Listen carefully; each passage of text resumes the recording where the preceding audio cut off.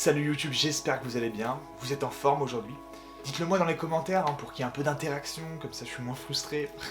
Depuis que je crée des vidéos, j'ai toujours aimé faire ça, c'est sûr. Je suis passionné, c'est sûr, ça je vais pas vous le cacher. Et c'est vrai que je suis aussi très frustré.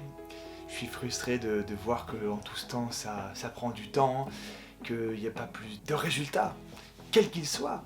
Faut pas forcément que je m'arrête sur les abonnés, les likes, les partages, mais c'est juste que parfois je me dis, puisque je perds pas un peu mon audience, je me dis, est-ce que je vais pas trop dans tous les sens? Puis c'est ma manière de faire aussi. Problème, le gros souci c'est que, quoi qu'il en soit, même si je me disais, faut que j'arrête les vidéos, je peux pas. J'ai ce fort besoin de discuter avec les gens, ce fort besoin de m'exprimer, ce fort besoin de m'exposer à la lumière, ce fort besoin de reconnaissance, donc je pourrais même pas finalement ne rien faire. Et le problème c'est que quand je crée des vidéos, cette obsession, cette addiction du fait que je veux qu'il y ait des résultats de ouf. J'ai envie que ça marche, et plus j'en fais, plus je veux que ça marche. Et puis je me rends compte que je peux même faire du coup des choses qui sont pas forcément authentiques vis-à-vis de moi-même, qui sont pas forcément dans mes valeurs. Par exemple récemment sur mes dernières vidéos dans lesquelles je parle de YouTube, c'est vrai que j'ai utilisé ChatGPT, la majorité du texte que j'ai fourni ne vient même pas de moi. Ça peut faire un peu robotiser, c'est vrai, la manière dont je le fais. Et puis également, les résultats qu'il y a eu sur cette vidéo ne sont pas naturels. Dans le sens où j'ai acheté des likes, j'ai acheté des vues, j'ai acheté des commentaires. Faut mieux en rire. Mais j'ai vraiment ce système d'essai-erreur, vous voyez.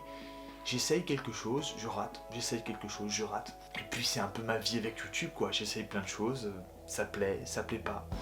Je me sens seul aussi parfois. Ce que j'ai appris de cette expérience, c'est que c'est pas pour autant qu'il faut que j'arrête de faire du contenu, mais c'est important pour moi de faire du contenu plus sainement, plus authentique, peut-être, moins maîtrisé, moins vouloir que ce soit trop parfait, et puis que ça vienne de moi, quoi. Je pense que c'est ça aussi, peut-être que les gens attendent. Puis il faut pas que je m'arrête vraiment sur le résultat, sur est-ce que ça procure du succès, des revenus. Que c'est très important de me dire pourquoi je crée sur YouTube et qu'est-ce que ça me procure, pourquoi j'aime faire ça. C'est vrai que j'aime faire ça parce qu'il y a ce côté vachement où je peux m'exprimer naturellement, je peux montrer mon vrai visage, je peux m'amuser, quoi, on va dire. M'amuser et puis occuper mon temps.